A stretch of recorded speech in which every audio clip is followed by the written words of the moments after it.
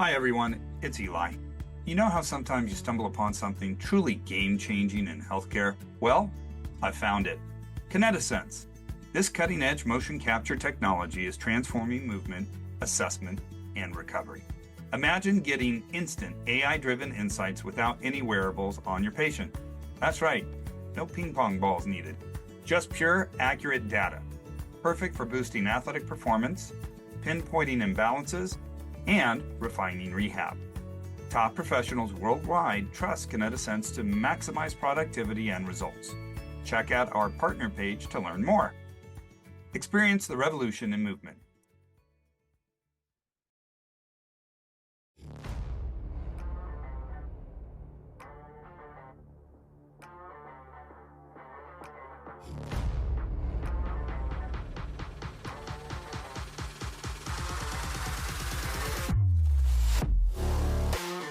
Welcome to Wrap It Up Sports Medicine and More, the podcast that gives you a viewpoint in sports medicine that can't be found anywhere else.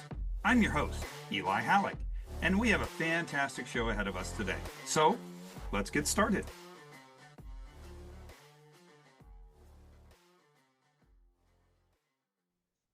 Welcome to Wrap It Up Sports Medicine More. Today we have a very special episode. We're going to be working towards what we've discussed throughout the year.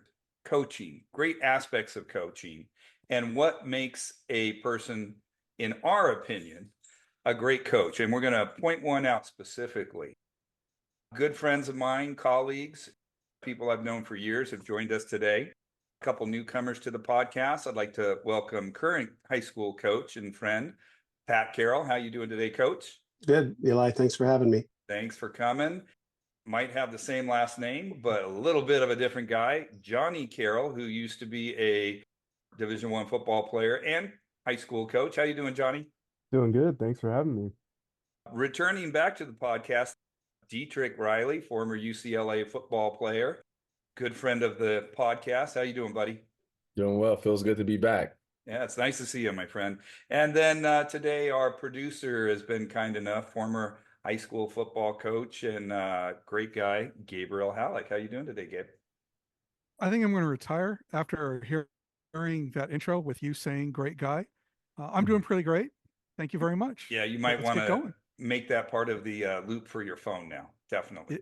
It's going to be your ringtone. Yeah, it sounds good to me. Yeah, because I'll never say it again, I promise. Anyway, listeners, I hope you enjoyed today's episode. This might get a little sentimental for a few of us because we're going to go down memory lane and talk about a guy that we really admire. We're going to start talking about some of the attributes, let's say as a player. So I'm going to actually go to Johnny, young man on the totem pole here, about some of the attributes you believe make a great coach and help a person along in their development. Ooh, I think that one of the most important things is one, that they truly care about you and your future. I think that that one's a huge one. Going from high school to college, I definitely noticed that there's certain coaches that I would say that all they care about is winning, but there's another aspect of development and being able to grow into a man. I would also say that I think someone that knows the X's and O's, but more so think that it's important that they build a culture. I think it's just not only for the one player, but also for the team aspect. That's really important. And that's one of the most important things that I've been around from St. Francis, that was one of the key things that Coach Bonds did. Definitely some great points. And we're going to be talking specifically about someone we all dearly think of and call JB. And we'll get to talking about Coach Bonds quite a bit today. I love the comment about building a culture. Also, caring about your, not just athlete, but your student athlete. You mentioned St. Francis. Obviously, we've said this a ton of times. Everybody here has a tie-in, whether as a coach, a former coach, athlete, former athlete, current athletic trainer for several years. We all have a deep admiration for that place. And even Johnny's wearing an up-to-date hat of the athletic department. I love it. What about you, Coach Pat Carroll?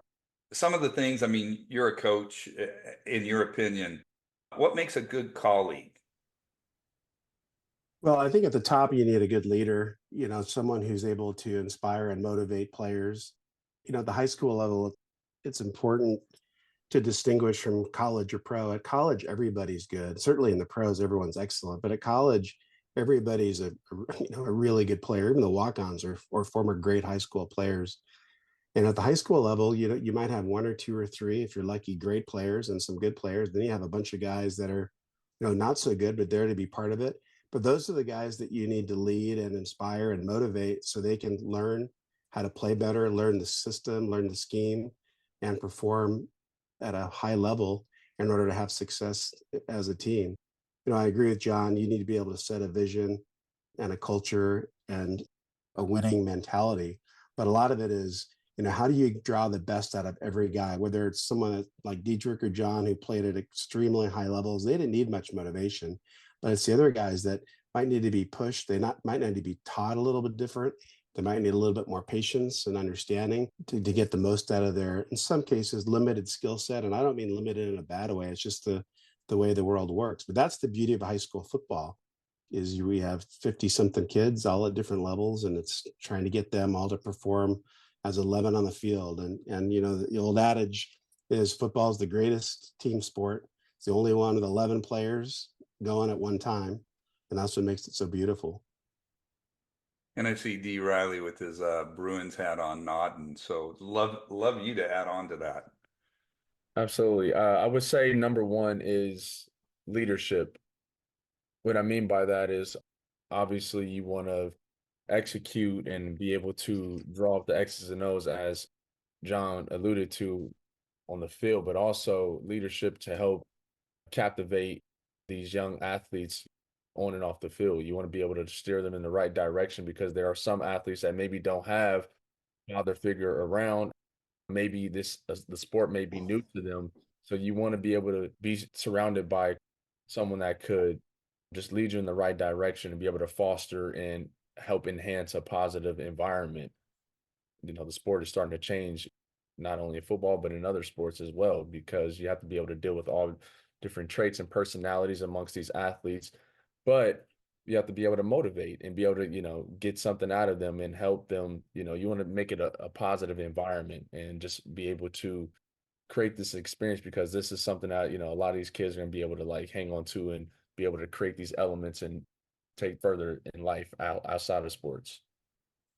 And I think that's the key of really being able to take what you learn on the field, because as we all know, not everybody makes the bigs, not everybody makes Division I, Division II, even NAIA, but you take these tools that you learned, these little tricks, these little pearls of wisdom from your coaches, and you apply them to life. And it could be in your job, it could be dealing with your family, it could be helping others. A lot of what is taught by a coach, as Pat said, Coach Carroll said, it's not just 11 men. There are 11 men becoming one on the football field. And it's the same mentality.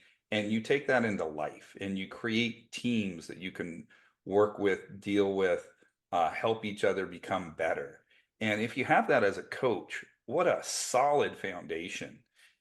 We aren't all as fortunate when we pull the cards for parents. We don't always have that great dad, that great mom, but you always have a shot at getting a great coach. And if you do, he can be that father figure. She can be that mother figure, helping you develop in ways that maybe a relative can't. We see it all the time at our school, on our campus, the young men that come back 5, 10, 15 years later, and how they developed under the tutelage of Coach Carroll or the man we're going to talk about tonight, Coach Bonds. And I know the two athletes in front of me definitely became better people, not just athletes, but better people under Coach. Gabe, please, I know you're chomping at the bit to chime in. Thank you, Eli. And it's a tough one and an easy one. When I think of a coach, I'm going to keep my comments on the coaches that I had when I was in high school to myself, but I didn't know what a good coach was, what a quality coach was until I got on staff at St. Francis in La Cañada. And that's just the God's honest truth. When I walked onto that field and I met Jimmy for the first time, and then I met Gibbo, and, Pat was there. He was the tight ends coach at the time. And they put me on freshman with the D line. I mean, it was like walking into it was like walking into a little high school nirvana for football, and not just for football, for everything. There was a focus on lifting up young student athletes. It was an all boys school, so they were lifting up young men. They were preparing them for the next stage of their life. And it just happened to be through football. You know, the life lessons that they taught, integrity was preached. I'm not going to say that wins mattered more than losses, but to be able to be a part of a coaching staff for as long as I was, and I think it was about 14 years, I was on staff at St. Francis, and I loved every month. Oh my gosh, I love that. I love those 14 years. But to be a part of an institution that focused on building the character of the student athlete was just phenomenal. And I swear to gosh, I wish other institutions emulated that. I mean, some say they can, but it's, you know, it's from the top down. And football wise, it all started with Jimmy. And I'll never forget that. We keep talking about St. Francis, and their mantra really is St. Francis has remained committed to enriching the mind and heart, strengthening respect through service and humility, creating a brotherhood, and envisioning men of virtue and peace. That's the mantra for the school. That's the school motto. It's a fantastic thing to say, but to be able to do it. And I see Pat wants to say something. Please, man, jump in right now. Yeah, you know, one of the things that I love Jimmy used to say, and this is, I mean, it's, you know, Jimmy said it, but I'm sure it's reflective of a lot of coaches, but he wanted to make football every student's best experience at St. Francis. He thought not narrowly about football, have a great season and be part of a team. He thought he wanted, you mentioned Eli, guys come back 5, 10, 15 years later. Dietrich's probably 15 years out now. And I'm sure things back fondly about St. Francis. And it's one of the things I would hope, I would guess he'd say was the best part of my high school experience. And Jimmy really worked hard to foster that. He embraced the school values and cultures, but he really did his best to kind of make that football ecosystem so much, not just about football, but about brotherhood and about team and having fun as you know, as best as possible, but creating a culture where the guys come back and they'll, you know, when they're my age or your age, Eli, you think back and how wonderful being part of the team at St. Francis was. Now, to kind of let's cruise into who we're talking about now. For when I get choked up, I apologize. It's going to happen once or twice, and I'm sure a few of us will. The big guy we're talking about today, and probably my favorite football coach of all time, sorry, my brother Gabe, is definitely Jim Bonds.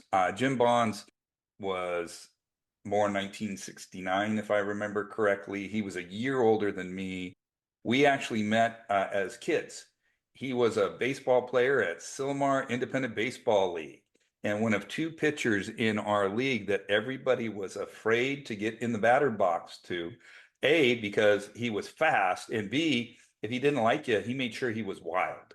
And I remember a couple bruises that lasted for weeks off of his fastball. Boy, he could throw. And he was in Silmar for just a small part of his early life. And then my dad and his father were good friends. And that's what makes this really personal. For a while, Jimmy would be given a ride by my dad after he moved to this godforsaken town called Santa Clarita, where I reside now.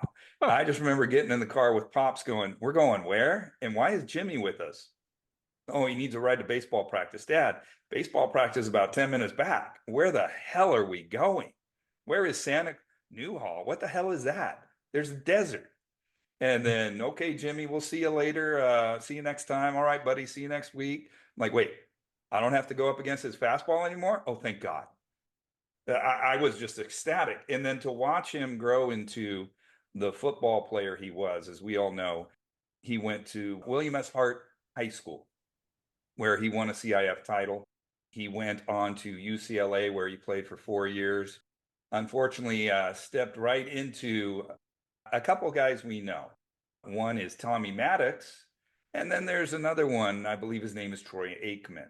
And he was wedged right in between those guys. And they had some incredible experiences. He got on the field. I remember watching him play at the Rose Bowl, throwing a touchdown. I block out any other thing he threw. It was fantastic watching somebody I knew growing up succeeding. And then after everything, he's playing baseball. He played baseball and football both at UCLA. Two sport athlete. You can't say that often. Then he comes back and starts teaching at St. Francis High School in, I believe it was 1992, if I remember correctly. Full-time teacher. And just like Coach Carroll said, it wasn't just about football. It was about the experience. Even as an assistant coach, he wanted to bring John Carroll in and make sure that it didn't matter if your older brother was on the team, if your dad was around the program. It didn't matter that he knew you since you were, 3 foot tall. He wanted you to experience something you'd never forget. So, Johnny, tell me about Coach. Oh man, I mean, like you said, I had the fortunate ability to be able to grow up with him. I kind of thought of him as a second dad. He was over here on weekends all the time hanging out with us, and I was fortunate enough to hang out with his son James and his daughter Katie Bonds as well. But other than that, I mean, as a coach, it's amazing. I think about even just going to that program when I was a ball boy, and I think that was around maybe third grade, fourth grade. And even back then, it was just thrill, and I couldn't For wait to that. get there. Totally remember that. You running around as a little guy with the ball, all And that excited. big, huge jersey on that went down to your knees. Yep, I Yeah, totally remember that. it was crazy. And then to be able to go to that school and play for him, I mean, he was just a one of a kind person that he had such a big heart. He loved you. Like I said, he cared about you. He cared about your ability to grow into a man. He taught you life lessons. He was just a one of a kind guy with such a big heart. And I loved too, one of his best features too was his laugh. Whenever he laughed, it was just made everyone around him laugh. Yeah, Yeah. that's Oh that's my so true. gosh. Yeah. John, I didn't really know how respected Jimmy was outside of our little bubble at St. Francis until I got brought up to the varsity staff to run the scouting and the video. I'd have to go to the schools that we would play on away games before and find out who to talk to set up my gear, the end zone tripod and all that stuff in the sideline.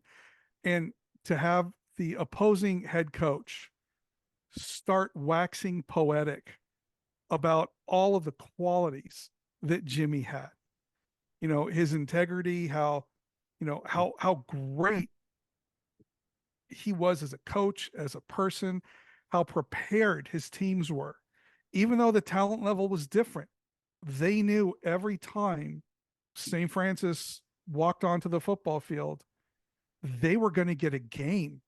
Even if they had people that were going to Alabama and Arkansas and USC and all of these other D1 schools, they knew it was going to go right up to the end because of Jimmy and our staff, and our kids were going to be prepared. I loved it. He was the kind of guy, and I think Coach Carroll said, it didn't matter if you had the best players, the top 3% in the state. He coached you up and he would make you better. He made you believe in yourself and the kid right next to you. Even if he was a cocky freshman that jaunted onto the field thinking, oh, I got this. I'm not pointing at D. Riley right now, but I mean, I remember him jogging out to the field like, oh, this is nothing. I got this. And then he gets whacked once or twice, and we kindly help him up. And Coach Bonds at some point brushes him off and says, that's okay, son, let's go. He had to be something special to you, D. Please correct me if I'm wrong, but I'd just love to hear about your relationship with JB. Absolutely. It was one of those that I, still cherish and really hold on tightly still to this day. Like I said, father figure is number one that I always looked at him as, because I really didn't have any motivational factors terms of a family tree of those that went to St. Francis. So that was my dream school. Well, there was no other people that were in my ear about going there. So when I had the chance to meet him and his staff at a local football camp in at Victory Park in the summer, going into my 8th grade year, just the way he embraced me and just was able to just welcome me in, with open arms and stuff, how attentive he was. Like he just wanted to get to know me as the person. And then of course talk football and stuff like that. And then just being able to go onto the campus furthermore, just to be able to create a relationship. And it was incredible. He really, the moment I stepped foot on campus, there was no change of behavior. He continued to like always, welcome me in and would always ask how I'm doing and how I'm always, in the right space mentally. Because it was a big culture shock for me and going to St. Francis in terms of, being on the campus, as a 14-year-old. As far as that, Coach Bonds, he was, like I said, he challenged everyone in their own ways. But at the same time, he wasn't attacking you. He was always, he wanted to get the best out of you. And that was one thing about you as a player, you didn't want to disappoint him because you could see how much he cared about us as young men. Like I said, it was just a lot of fond memories that we had, and it made you work even harder because you want to make him proud. And correct me if I'm wrong, Pat. Goes to Dietrich's comment. It didn't matter if you were the number one player on the team. You could be 6th, 7th in line to get into that position. And I saw it, he made that kid feel important, no matter what number you would. Yeah, exactly right. That was kind of his mantra, and that's why the young men played hard for him, and years later still have so much respect and admiration for him. Jimmy was at his heart one of the kindest men that I ever knew in my life. He was a great guy for all the reasons you've ever met him. He was really had a kind heart, and he was a wonderful soul, and that came through in the way he dealt with kids. And he had an adage he'd start of every season. He'd talk to the coaches, and one of the things he'd say to us is, never let a kid go home after practice if you've got on him hard. He wanted to make sure that each player knew that you loved him, that you were coaching him, that you didn't think badly of him. And he said, never let him walk through that gate thinking that he screwed up or that you're down on him or mad at him. And that was actually something I never thought of till he said it. But it's good. We get on kids pretty good. You hear Eli out of practice. No idea what you're talking about. But No. They have to know it's not personal, and coaching should never be personal. Never make it personal, even when you're getting on them. Kids don't always understand that. So make them understand that why you're doing it, you're trying to make them better. Holding them accountable is a good thing, not a bad thing. And to walk through the gate and go home and not worry about what coach said to me at the time. And I think that's fantastic because that's not in the culture today. We keep saying the word love. I mean, there was no doubt in our mind. Not only did he love football, but he loved the kids that played football, not for him, but with him. He saw it as they were one big team. You and the staff, the kids on the field, they were the pieces to the puzzle that got to play the sport that he loved oh so much. Did he get fired up? Oh, geez, I don't know how many times he almost got flagged on the sideline, being out, 15, 20 yards onto the field, screaming at a ref. There's some great pictures of that too. I think we've all seen them before. Oh, yeah. And it was just part of the game. He got fired up like he was still playing, but it's because he wanted, in my opinion, to watch those young men succeed. Yeah. And whether it came down to wins or losses, let's not joke. He preferred the win, but he wanted to make sure they got something more than just a win and loss out of that, which you just don't see much anymore. Mm-hmm. Yeah. John, question for you. Whether it was younger times or older times, can you share a funny little story, something that sticks out in your mind, whatever that is, about Coach Bonds? Well, I don't know if this is a funny one, but it's one that I always kind of remembered when I Go was a for it. young ball boy, and actually Dietrich was playing there at the time. I think I was talking to Dietrich or something because I looked up to Dietrich when he was on team and growing up. So I think I was talking to him at the time, and then I was the ball boy at the time. So then they needed a ball or something, the ref, and I wasn't able to get it to him in time. And next thing you Uh-oh. know, I'm getting absolutely yelled at by Coach Bonds. I mean, absolutely berated. Like he is my father.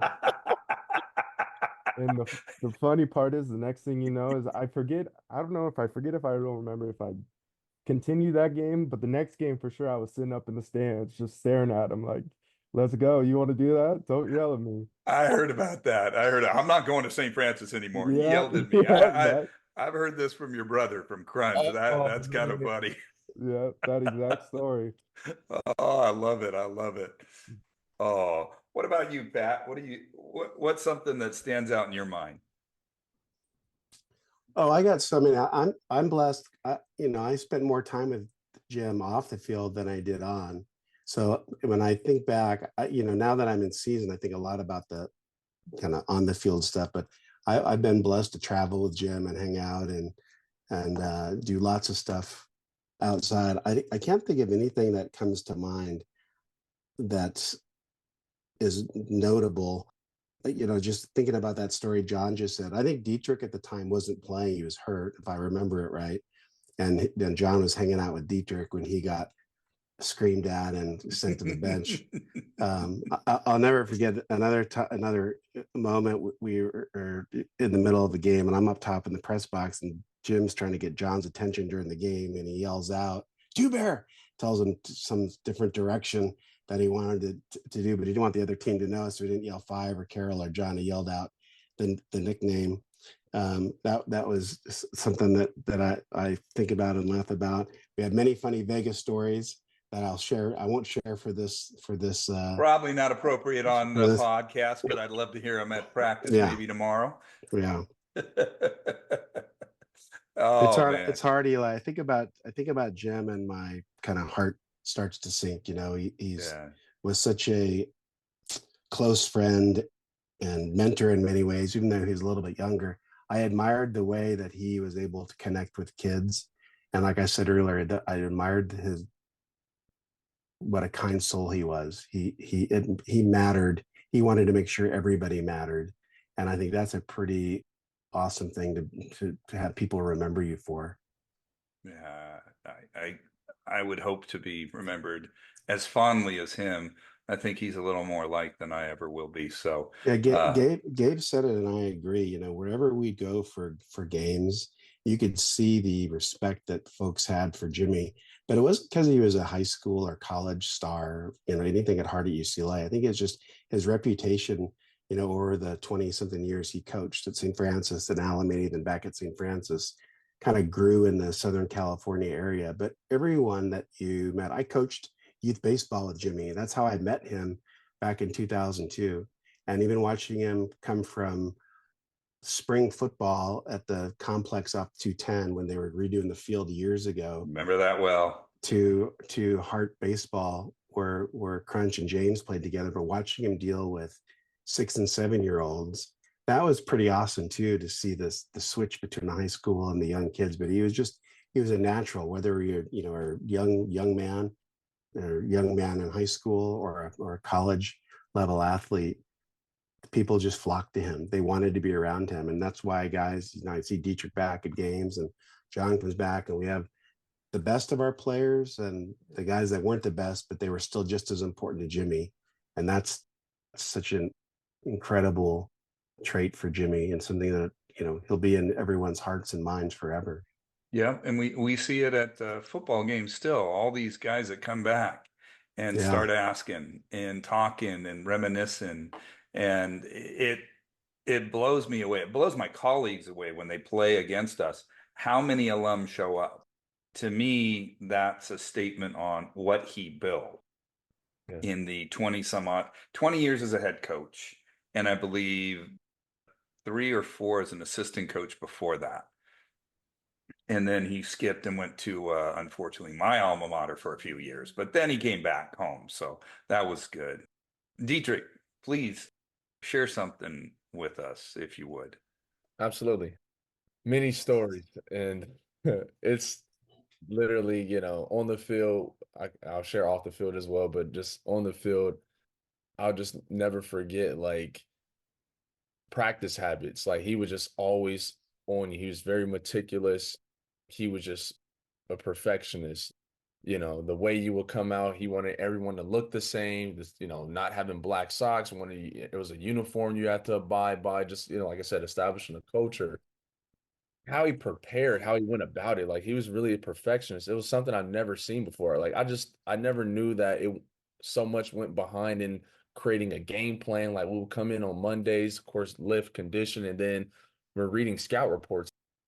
I'm looking at just like, you know, the roster, thinking that's all we're gonna like know, you know, the depth chart and stuff of us. But Yeah, no, that's it. actually Sorry. create full analysis of, you know, our opponents and things like that. So just like, so when I was able to make that transition to the next level, it was a piece of cake because I'm like I was able to develop these habits at an early age. But I would never forget, it was one of these it was a fall camp practice, and I came out, it was, you know, scorching hot practice during our 2-a-day, and I remember I had I just thought I was trying to be fashionable, and I never forget I had on a white bandana, and he saw it hanging on the back of my helmet, and he snatched me out of the backfield and said, "Give me a real running back who is gonna who doesn't wear a effing bandana, who's gonna look." He just gave me that look, and he gave that underbite look, and his face would turn red, and he was just kind of like, and the way he would just look at you, it was just terrifying. Another fun story, man. I'll never forget my first time going out to hang out with him going into my freshman year of college. This is after I graduated, you know, being able to spend some time with him out in Newport. And that was my first time ever experiencing that. He's always invite me out, come out to Newport, come out, hang out with the family, just, you know, and just being able to share that moment with him and the family, man. And it was incredible. But like I said, it's just too many memories to share. But yeah, man, he was one of a kind. So many memories, and Yeah. not all that we can share on the podcast, which I agree.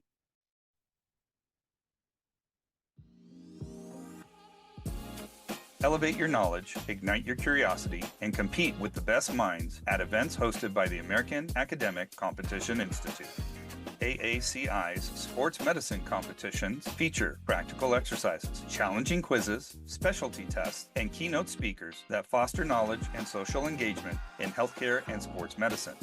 Go to aacitest.org for more information on upcoming regional and national competitions. Sign up for the ultimate intellectual showdown. Just real quick, I want to give a little nod to his family. Trisha, his wife, Katie, his youngest daughter, and Junior, as we all know, or as I know him. I've known him forever. You know, we love them like family. When they're able to come out, it's like having family back home at a football game. And who can forget Trisha on the sideline? She was definitely a head coach's wife, because it was hard to say who was more irritated when a hold was called on the offensive lineman, Trish or Coach Bonds himself.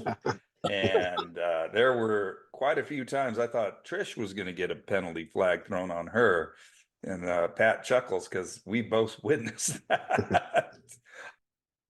Two stories that I love about JB. I think about him all the time. And I said this earlier. Once a week, I probably look up at heaven and curse at him, because he was supposed to be the coach I ended my career with at some point. But we were getting into it in a game, and it was a big game. It was an important game in the middle of the league. And we had somebody get hurt. And it was an important player. And as the athletic trainer, not all athletic trainers see eye to eye with the coaching staff. And well, yeah, thanks, guys. You're all nodding. I appreciate that. Yeah, geez, thanks. I see how it is. All right, E2 Brute.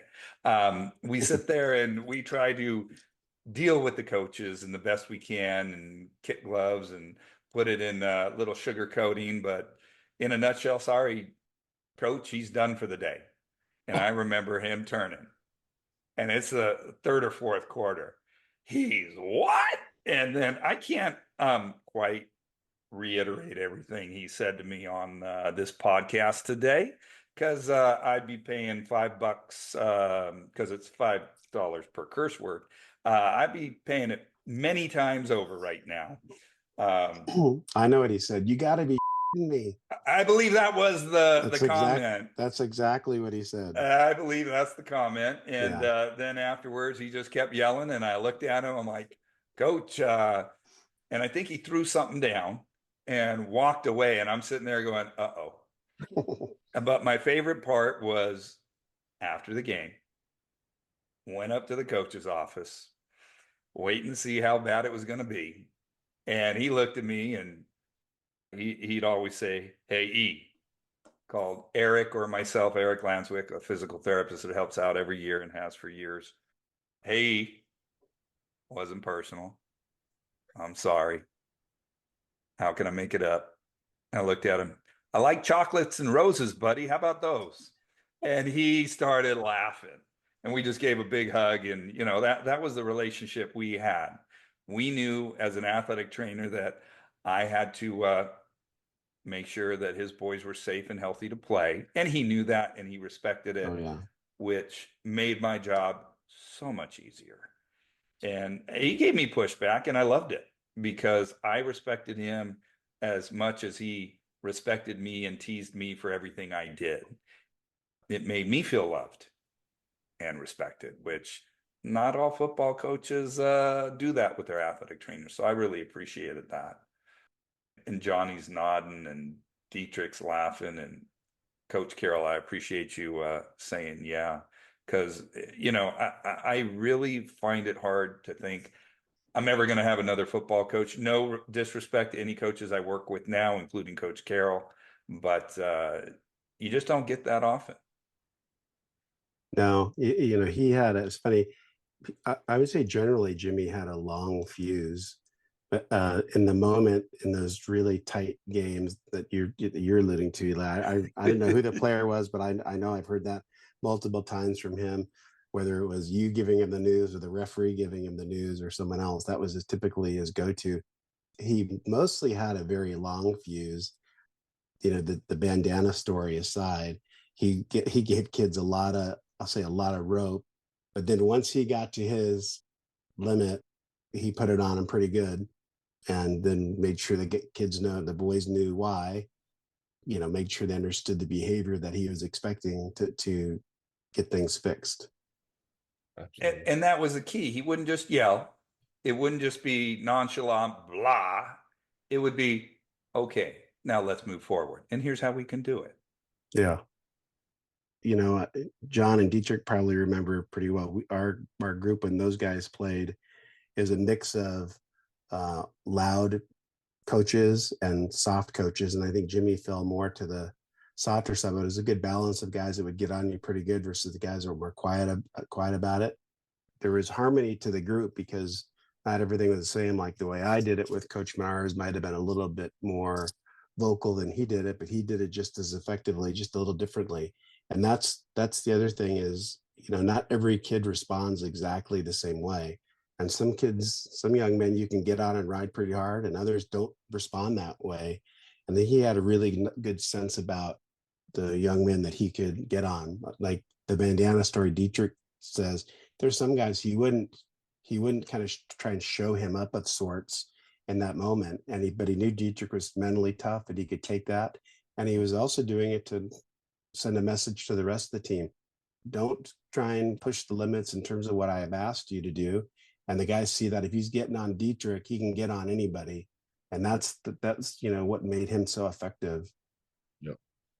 Yeah, it didn't matter if you were the number one player, although I'm pretty sure Justin Postuma would argue who the number one player on that team was, not Dietrich Riley, but probably Potts. That would be entertaining to watch, actually, that conversation. But it didn't matter if you were number one, number two, or number 20. He treated you with the respect that every person deserved. And I think he really lived, when it came down to that, the golden rule. And it was really fantastic from a medical standpoint to see him with, in your case, both your sons, both Pat Carroll, who we call Crunch, and Johnny, and just the interaction, which had to have been, as a parent, so it had to feel like a blessing to you to have a coach that actually cared in that way for your sons. Oh yeah, no doubt. These guys both mentioned father figure, and John and Crunch are blessed with number one dad, but they got a number two dad with Coach Bonds, and he became more than a dad to them. I mean, as they grew older, they became his friend, and it wasn't the kind of the father son relationship as these guys got into college and beyond. It became more of a kind of mutual adult sort of thing. But yeah, it was every parent should be lucky to have their son or daughter play for a coach with the attributes and the personality and the kind of the makeup of what Jimmy was all about. To a man, wherever I went with him, the guy was beloved, and I'll forever be grateful about my time watching Coach Bonds coach my boys. It was something special, and I think of it quite often, especially when I'm there routinely and look at that big Jim Bonds Stadium scoreboard, and just reminisce about time on that field. It's wonderful. It really is. It's so fantastic. I mean, I look up at that name and know what was built on that field because of him. I was blessed to meet you, all three of you, and interact with all three of you and develop relationships with all three of you because of him. Dietrich got to move on to UCLA and play a high level sport because of the tutelage of Coach Bonds. It's not just the attributes. I mean, let's think of how many people, we all know people that had the skill, but the coach brought out the discipline in the athlete and mentored him and tutored him and I shouldn't say helped him along in becoming who he could be. I mean, no longer playing football, but I would presume that you carry some of those attributes you learned from him into your real estate moguling empire that you're working on now, right? Yes, sir. Absolutely. And also when I had the opportunity to, do some coaching and help out with kids and being involved in the community, just being able to emulate the things that I learned from Coach Bonds and Coach Carroll, Coach Menards, our whole staff, just seeing the chemistry that they had and how to go about it. So when I was able to work with kids and be able to, assist and stuff, I want to create that same experience because that was the blueprint. That was what I knew. So I had to follow that because that was my upbringing. So I wanted to kind of take that, implement some stuff that I may have learned from the next level, but being able to like have that upbringing, I didn't take it for granted because I would say I was very lucky and fortunate. I'm sure, John could say the same thing because we were spoiled. We had honestly, it was an incredible experience, honestly, and just being able to have that selflessness, but also being able to build that trustworthiness amongst your peers also, and being able to like create a fun loving atmosphere. And that's what Coach Bonds was able to do. And when I was, obviously in the workspace, but also in sports and things like that, in life in general, I want to, carry on those same traits. John, I'd really like to hear your perspective to that too, how you've been able to carry on what you learned from Coach Jim Bonds to what you're doing in today's world. Yeah, I mean, I think what everything that Dietrich said, he hit it on the head. I think that it's the qualities that you learn at that program, not only from Coach Bond, but from the staff. It's huge. It's huge when you're able to go out there in the world and have a job. And I think one of the most important things too is teaching you how to work hard. I think that that's missing from today's society a lot, and that is one thing that's helped me in my current job that I'm working at is I know how to work hard and I know how to get work done, which has helped me so much, not only in college too, with, exams and studying like that too, but the post life of having a job every day and then also being able to go to the gym and get all those things done too. I can't put it into words how important really St. Francis was for me. All the qualities that Dietrich listed was spot on, and it's just so important, I think, in life, hopefully that all kids growing up are able to have that same kind of fortunate ability to go to a program like St. Francis and learn under a coach like Coach Bonds. Yeah, that's you guys just nailed it. I mean, really, He was, and I keep hearing some words come up that I just want to highlight: trust, fun, love, respect. Love your comment about working hard and getting the work done, which is something it is a little harder to see nowadays. We don't see it as much, but when you do, it in any sport, it kind of fosters my memories and pulls me back to when he was with us and he was on that sideline hollering, go for two, or the other coach is looking at him. He used to go, and should we punt? Should we go for it? Should we punt? And the coach is yelling, punt, punt, punt. He's like, no, I'm thinking we're going for it. And just the sheer joy that we all had working with him.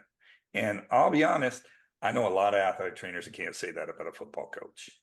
Pat, as much hell as we give each other off and on throughout the year, I love working with you. I love working with all the staff, just some great people. And I was fortunate enough to meet y'all because of Jimmy.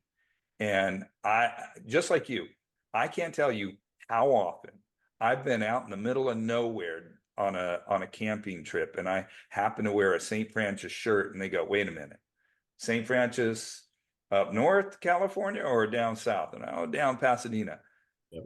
You know Coach Bonds? Oh my God, you got to be kidding me.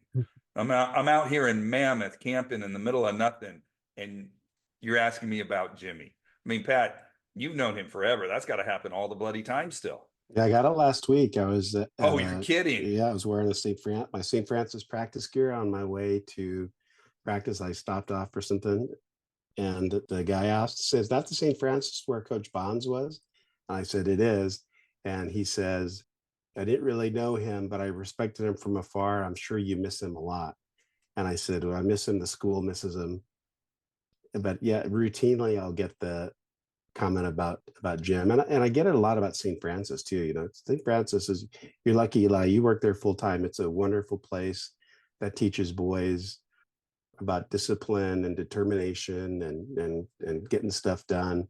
And Jimmy embodied that, certainly from the football standpoint. Yeah, he did. He really did, which made going to work so much fun. I can't argue. I'm very fortunate. My wife reminds me that every year, that it must be nice to go to work and like your job. And I remind her Friday nights are a little different every week, but honey, I generally do. But yeah, he made it enjoyable. And even on those years, where we didn't have the win-loss percentages that we had hoped for.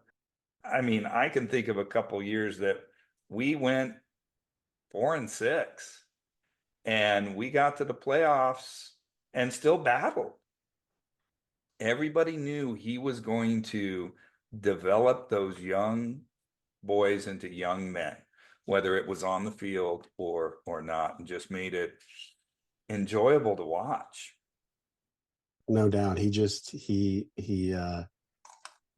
played the hand he was dealt and worked to make sure that we knew as best we can to execute and play with great effort and energy and play smart. It's kind of the hallmark at St. Francis, but he never lost sight of have fun.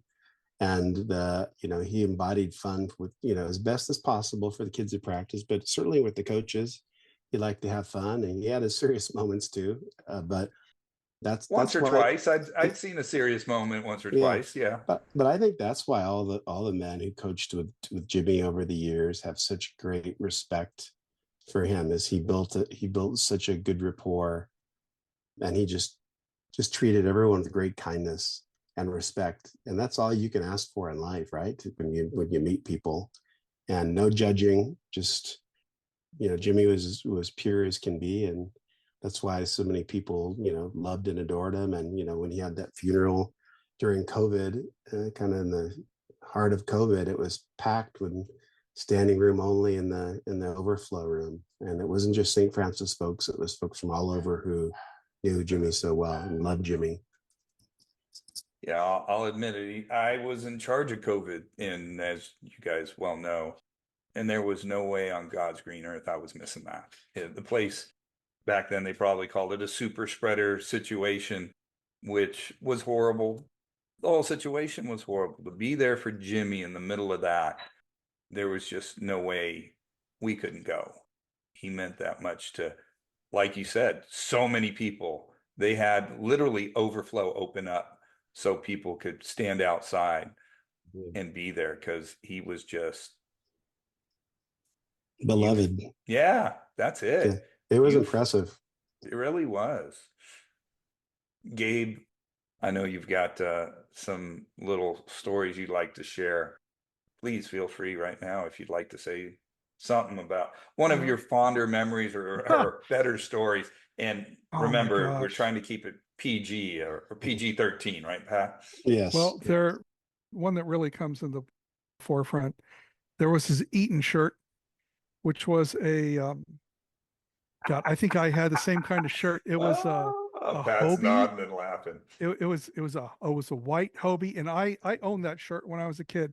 It was like a white Hobie, and when it was first purchased, it had beach with an ocean and a sailboat and a sunset, and it said Hobie. And I'll never forget. It was after one of our games. We were at St. Francis. Coaches were up top. We were watching film and having some tacos and some burgers.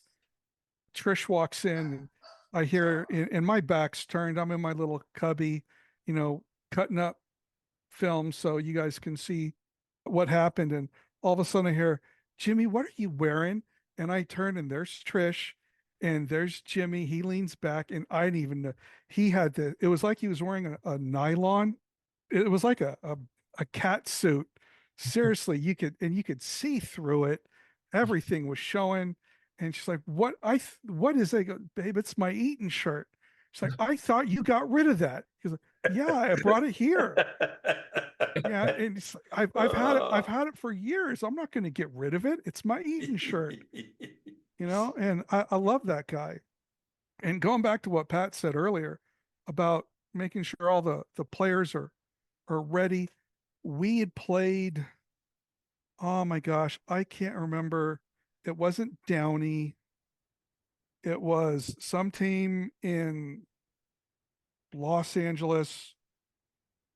Their colors were black and yellow. That really narrows it down. There I you know, go. Yep. I know. Yep. I'm sorry.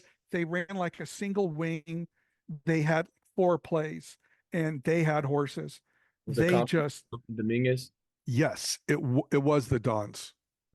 They ran like 4 plays. That's all they ran. And I remember after the game, I think it was Gibbo. We're walking to the bus, and afterwards we didn't win, but it was close and it was competitive. And Gibbo said, "Man, what we could do with some of those horses, and without missing a beat, not missing a stride, they're walking shoulder to shoulder." Jimmy says, "Yeah, but I'd take our horses any day of the week because we can do so many things." And years later, after the Sarah game, I think it was Thanksgiving weekend when we had them, we were so close, and it was just magical. And I'm up top on the lid at St. Francis, and I'm outside looking at the field. It's like maybe 2 or 3 in the morning. None of us went home, and I went, "Man, Jimmy, that was just how can you do this? We get so close so many times. Have you ever thought?" And he just cut me off, went, Gaber, and I love that nickname, and my wife still uses it. If I wanted to win every single game, I'd go to Hart, or I'd go to some other school where where players would just come and they could just be whatever they wanted. They'd come, they play football, they transfer out. There would be no focus on the player. They wouldn't care. The school wouldn't care about grades or anything like that. I could win everything. But I'm happy here. I get to have my program. I get to make a difference. I get to make these kids into men. And I loved that. Oh my gosh, I would have run through a wall for him. And last Jimmy story, I'm sorry. Making up for lost time. I get it. Okay. Well, I came into the coaching office one day. Practice had already gone. I was just coming in during the week. to pick up my laptop so I can cut film at home. And the place was pristine. I mean, Jimmy's desk was spotless. I went down to the practice field. Jim, somebody broke into the coaching office. They stole everything. It's like, what? Yeah. All that crap on your desk, it's gone. He got so mad. Yeah, Tom told me I had to clean it today. They had people coming over. Spent hours on it. Thanks, Gabe. Hours? No, that would have been probably a day's worth of work to clean that Oh desk. my gosh. Oh man, that desk was legendary. He Yeah, was, he had the he was overflow wonderful. next to it too. Yeah. Oh man. You know, he was a unique young man who left us too soon. Yep. Period. He affected all of us in a positive way. One of the comments that one of the people on staff at St. Francis said after his funeral, going to try and get through this. His legacy lives on in the countless number of lives that he transformed through and beyond the game of football. And that's true.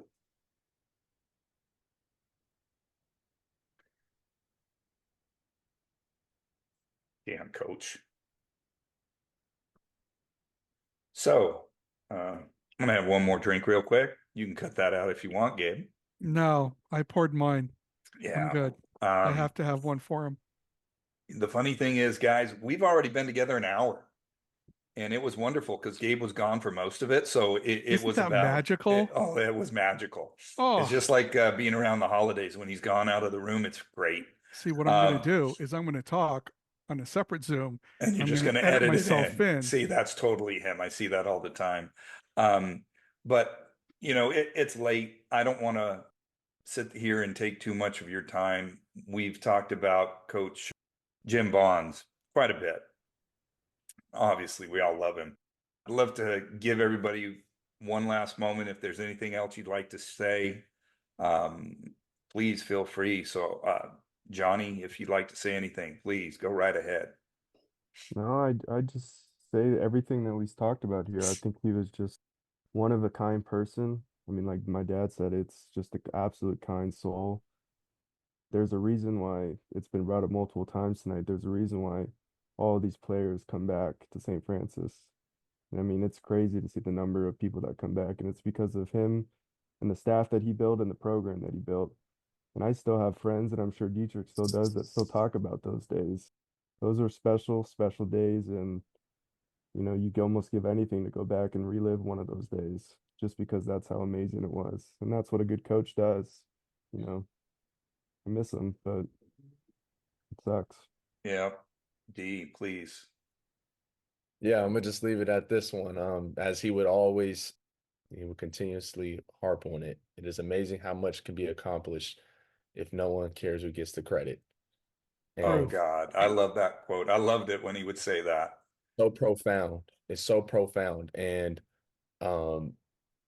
just the layers to that and what it really means and how everyone that stepped on that field, for him to always bring that up, for all of us to really, we would take that on and we would be prideful on that. And we would really try to embody that consistently. So that's one thing still to this day. Like I said, I will always keep that close to me.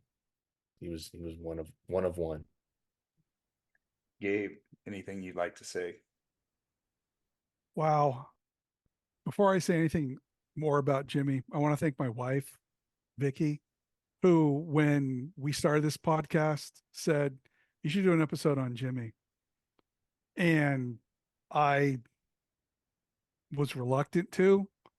And then the more I thought about it, the more it was just, how could we not? You know? Yeah, totally. Yeah, she's amazing. And for Jim, it was just, again, I said in the beginning, I didn't know what a good coach was until I met him. until I experienced Jim, his staff, what he did, what he was about, what he brought to the table, and how he made everyone around him, from the coaches to the players to the ball boys to the support staff, be better. And I loved it. It was a little football nirvana. And I will never forget my experience at St. Francis and La Cañada, ever. I Yeah. loved every moment of it. Pat, You know, Eli, I was lucky enough to speak at Jim's service. I loved your Almost. yeah, I think was it 4 years this year? yeah, it is. October 28th. Yes. That's my wife's birthday. Interestingly, he died on my wife's birthday. He was really close with Liz too, and that was a wonderful part of the relationship we had. But I occasionally read what I wrote about him because it makes me feel better in times like this. But I just want to read you the last couple of sentences of what I shared with the group that day. Post his death, I said, now we are all left with the inspiration and joyful love he shared, along with many wonderful memories, and of course his infectious laugh. We love you, Coach. Thanks for including us on part of your journey. And that's how I think about Jimmy.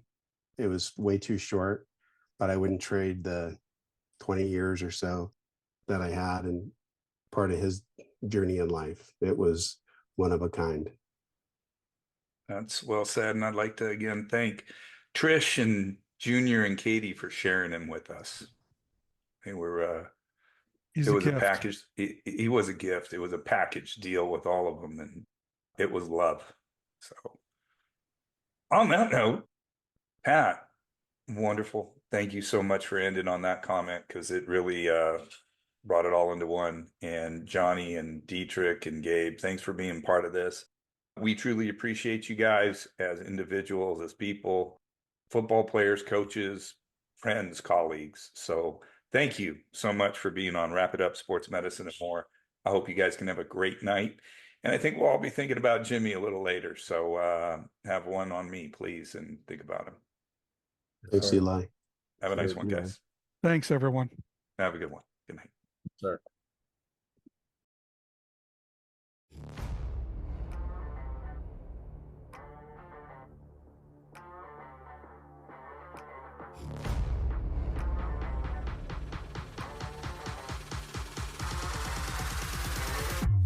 We hope you enjoyed this episode.